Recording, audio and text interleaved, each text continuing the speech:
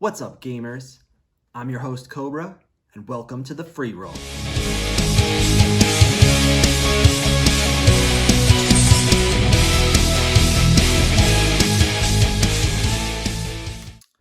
Today we're making secret sauce, and what I mean by that is we're taking a deep dive look at my favorite strategy, the namesake of this channel, a free roll. We're going to take a close look at how you can identify a good free roll opportunity. We're going to look at some specifics of how I've been able to do this so far today. We're going to talk a whole bunch about why I like this strategy and what some of the pros and cons of taking this approach look like. Today, we're making secret sauce. What I mean by that is we're taking a specific look at my favorite strategy, the free roll. Specifically, why I like it, what are some of the pros and cons of taking an approach like this, how have I applied it specifically with detailed numbers with some of the projects we've already talked about so far on this channel, and then how can you identify a good opportunity to create a free roll for yourself. So first of all, what even is the term free roll? This is something that comes from the gambling world, specifically poker. At least that's where I learned it. And a free roll is any opportunity where you can no longer lose, but you still could win. So a very simple example in poker would be you've gone in heads up against your opponent. You both have a pair of aces, but there are 3 hearts on board and you have the ace of hearts. No matter what the next 2 cards come, you're not going to lose. However, another heart and you actually win instead. That's a free roll. You've got nothing on the line anymore, but still have upside. That's exactly what we're looking to build here with this strategy. So first, why do we do it? It's super easy right now. Now, this isn't going to be the case forever, but today, NFTs are super hot. Play to earn games and crypto gaming is super duper hot. And because of that, if you're able to get anything at retail prices during a drop specifically, the value of whatever you just purchased instantly goes up as soon as the drop sells out and nobody else can buy at that price. Why? Well, a lot of it honestly is just FOMO. In most cases, we can't do anything with these NFTs except for buy and sell or trade until the game opens up. In some cases, we don't even have a marketplace open yet. However, that doesn't stop people from wanting what they just missed out on. And so if you're selling some of what you purchased right after a drop, you're pretty much always going to make a profit today. There are some things to look out for. We're going to dig into some of that a little bit later. But right now, take advantage of the hype. It's not going to last forever. And eventually we'll have to be a little bit more strategic in terms of what we are going after. But for today, the math really does say just go for as much as you can afford to go for and worry about it later.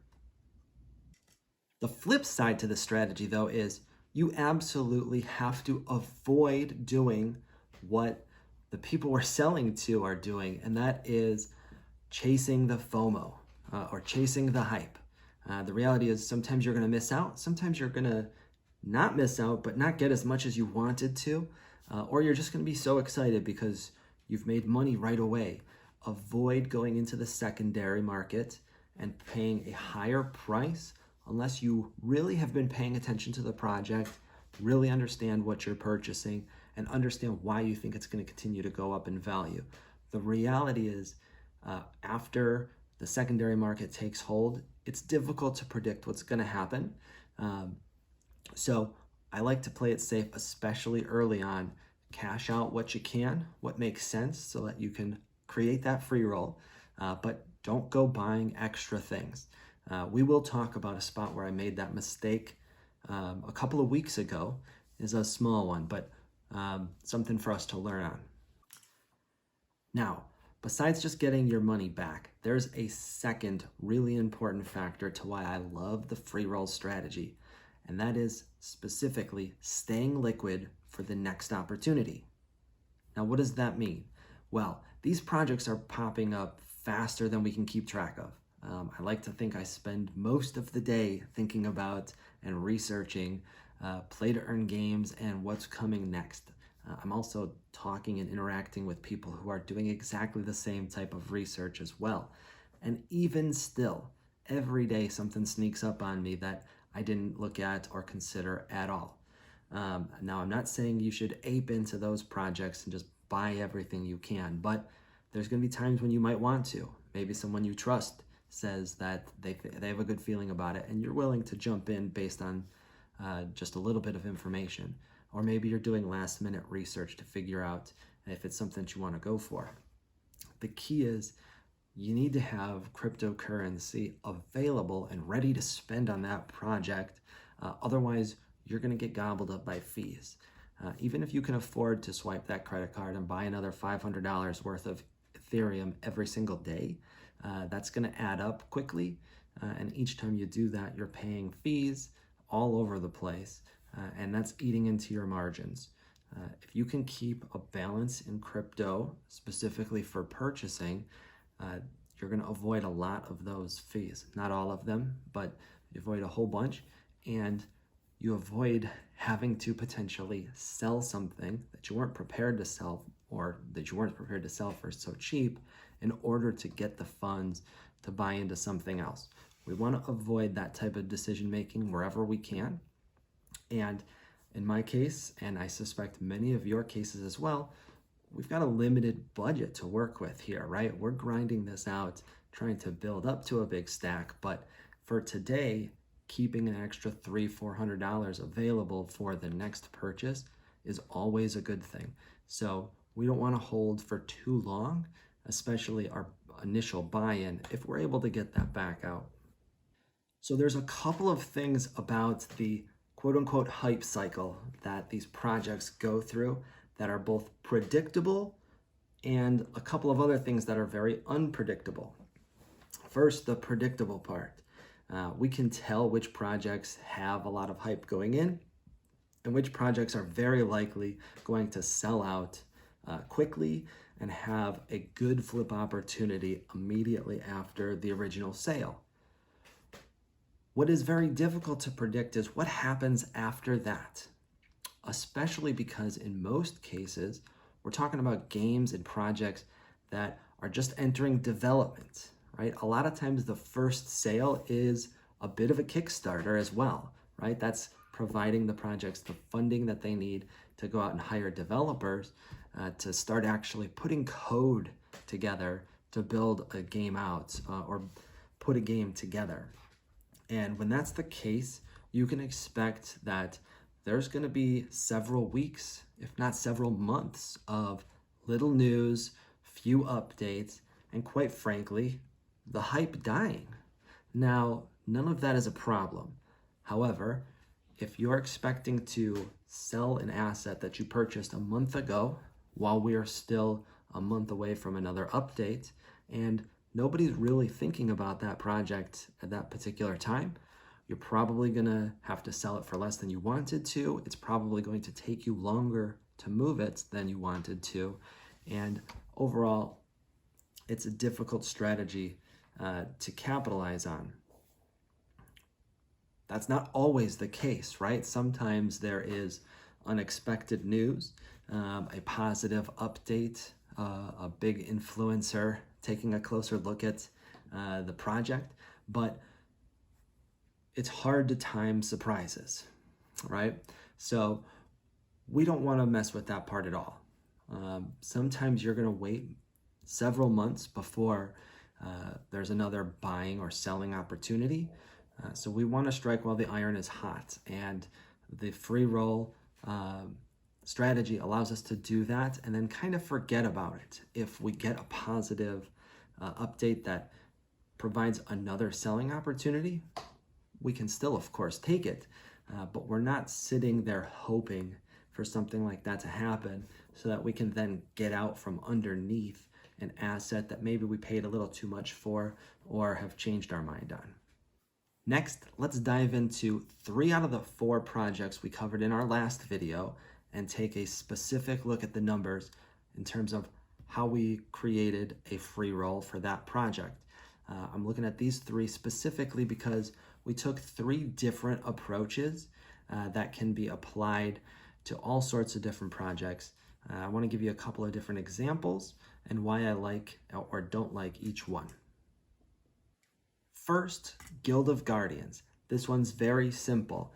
In fact, I mentioned in the last video that I was able to take profits from a flip outside of Guild of Guardians and apply that towards my first Guild of Guardians drop, so that I wouldn't have to worry about the fact that the Guild of Guardians marketplace and minting actually still haven't been opened up. So let's take a quick look. What we did was we purchased an Our Planet pack on the Atomic or Wax marketplace. That cost me $25 in wax. What I then did was hold it for, I believe, 1 day, it might have been 2 days, and then relisted it for a whopping $678 worth of wax. That came out to about a $650 profit, which is more than the $400 that we needed for Guild of Guardians. Now, one thing to keep in mind is because this went from the Wax blockchain to Ethereum, we had to make some swaps and some transfers. So there's some fees in there. That's part of the reason why we didn't spend $600 and get 3 legendary characters. Wanted to save a little bit. We also went into the Guild of Guardians drop thinking that we might be able to get a booster pack or one of the pets. That didn't end up being an option. So we ended up just purchasing the 2 legendary heroes, but those were covered. And so I kind of went into that one knowing it was going to be a free roll. Next, let's take a look at Green Rabbit Adventures because I took a very different approach to this one. Now, Green Rabbit Adventures is one where I did a lot of research, in part because just getting into that drop and getting qualified for the many different whitelists that they built to try and avoid selling to bots was difficult, but also the packs were kind of expensive for something selling on Wax, and I was really trying to figure out which pack made the most sense to invest in. Quite frankly, I didn't understand their pricing at all. I think they did a very poor job explaining it to the community going in. But because of that, I took a very conservative approach. Now, I still just purchased everything I could minus the expensive $250 packs, which seemed like big losers to me. And I ended up being able to get 2 starter packs and 1 premier pack. Not that much, but it was a good enough start. The starter packs were $10 each. The premier pack is $50 each, so it was a $70 investment. I then went and sold all 3 of those packs for a combined $220. That's a profit of $150, but that's not really a free roll because it left me with nothing. So what I did instead was I simulated the worst pull possible, meaning all commons from a starter pack, and purchased those pieces individually. I then also purchased a couple of additional flash drives, which is an item that I saw as a potential bottleneck and a opportunity to make a little bit more flipping later on. That total investment was about $66. So that left me with an $83 profit, plus about $60 worth of Green Rabbit NFTs to get started. Quite honestly, that's not a lot. It was just to get my toes wet and really start to play the game a little bit. And we're gonna go back to those extra flash drives I purchased in just a moment, because that's a bit of a cautionary tale as well. Next, let's take a specific deep dive on Zed Run. Now this one's a bit more complicated, but I think it's worth going over because Zed Run is the first and only example so far where I was able to buy in, play the game to earn money to cover my cost, and then take that cost out, thus creating a free roll. Now, I want to be clear, this took almost 5 months total because I chose to do this at a time when Zed Run did not have breeding turned on. And really, that's the primary monetization to the play to earn angle in Zed Run today. It had previously been turned on, less than a month before that. They had some issues, had to turn it off. I assumed it would come back much quicker, and quite honestly, I'm sure I would have approached this differently had I realized just how long it would take for this to happen. But I'm glad that I waited it out because it worked out quite nicely for me. So, high level view. Over the first 2 drops, I was able to get 3 Genesis horses. 2 of those 3 I ended up reselling later on down the line. Push the Lever I resold specifically because they had a big horse drop giveaway coming up, and they were giving out thousands of very similar horses, which I knew was going to create a ton of people selling at low prices to try and get out quickly. And so I wanted to sell before that happened, protect my investment a little bit, but then see if I could buy in at a lower price later on. Even better if I can do so with a color that I like better. I ended up doing that with 2 out of the 3. In one case, I paid a little extra for a color that was in better demand. In another case, I paid a lot less for a color that's also in better demand, but the timing allowed me to create some profit. In addition to that, I also sold 3 different offspring from the horse that I did not actually sell originally. So Antagonize Me is the one Genesis horse that I got on drop and kept. She's bred a few times now, and between the foals that I've sold and the 2 Genesis horses that I've sold, created about 1.36 in ETH to then rebuy a little over 1 ETH worth of new Genesis horses. So essentially what we did here was we sold 5 horses. 2 of them are a flip, 3 of them are ones that I created myself, and then repurchased 3 Genesis horses. That got my total up to 4 Genesis, and at the same time allowed me to take about 0.3 ETH out of profit, which today is worth almost $500. That money actually went towards purchasing some more horses later on, but this at a high level represents how we created the original free roll for Zed Run.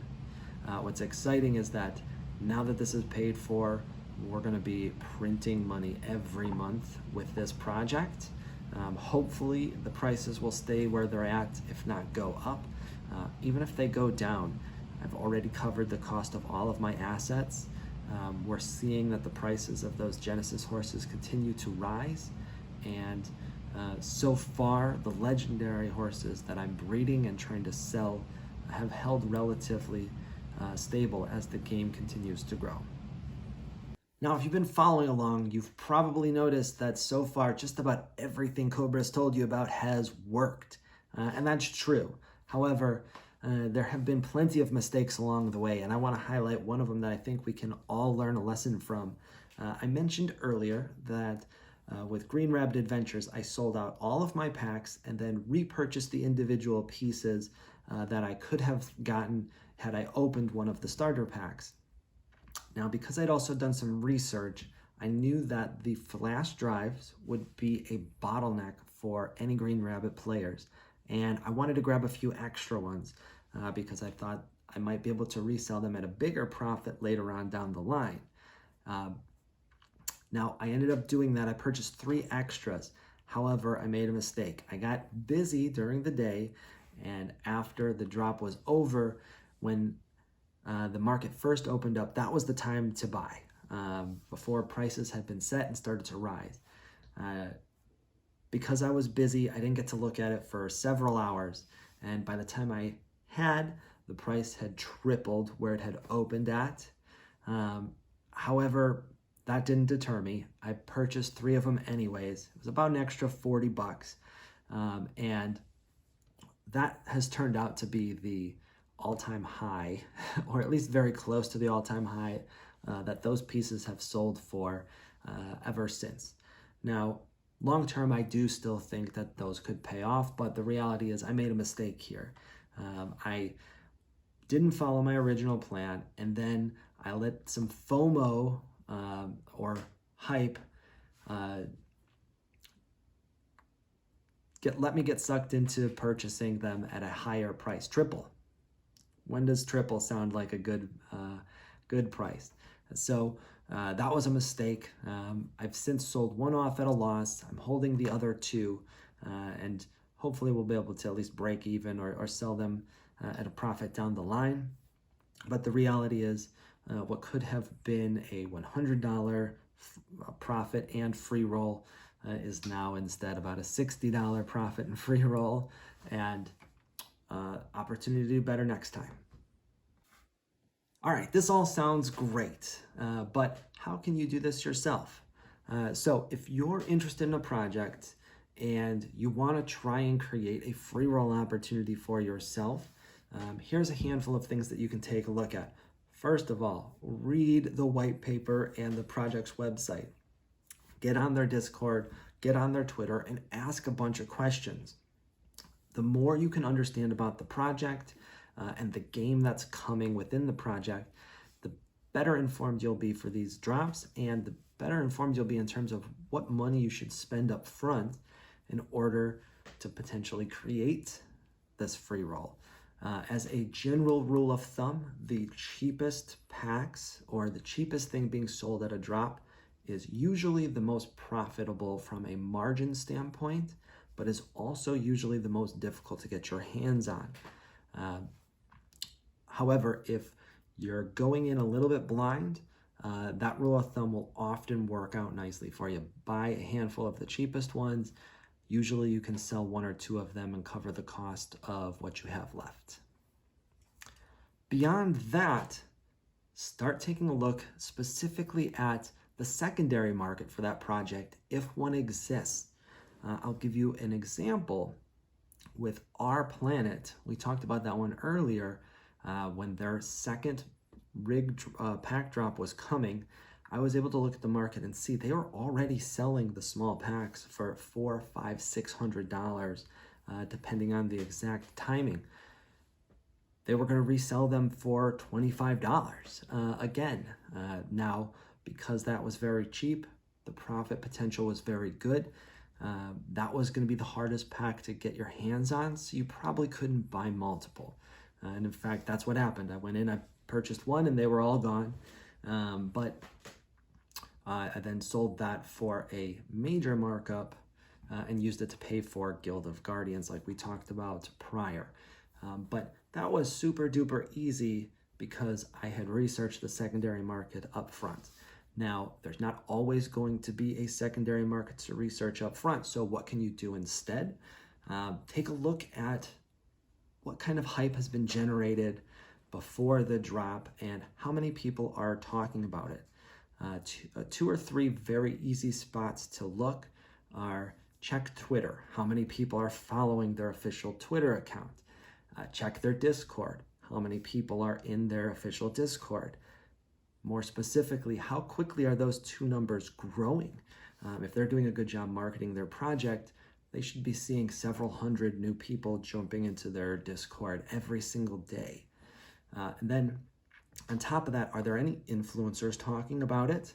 Somebody with a big YouTube channel or 1 million Twitter followers tweeting out that they're interested in a project goes a long, long way. Finally, have they put any sort of whitelist or application or any type of mechanism in place to help fight multi-accounting and botters? Now, those are specific nuisances that collectors are trying to avoid. And when a project has taken the time to address those sorts of things, it's because they know that there's that level of interest. If you're able to get on a whitelist, get past an application period, then you're in much better chance to purchase successfully at retail prices, but you're also in a much better position to sell at a profit later on, because likely there's a whole bunch of people that did not make the whitelist that will be looking for something themselves. So, gamers, what kind of questions do you have? How about stories to share? Please use the comments section to let me know which things you need further clarification on, and if there's more numbers or examples that you'd like to see, either from my portfolio or potentially from someone else's as well. If you haven't already, hit that like and subscribe button. We're going to be diving into these topics and talking about how you can create passive income and learn to play to earn yourself and start making money from home playing video games. Come along on this journey, because gamers, we're free rolling.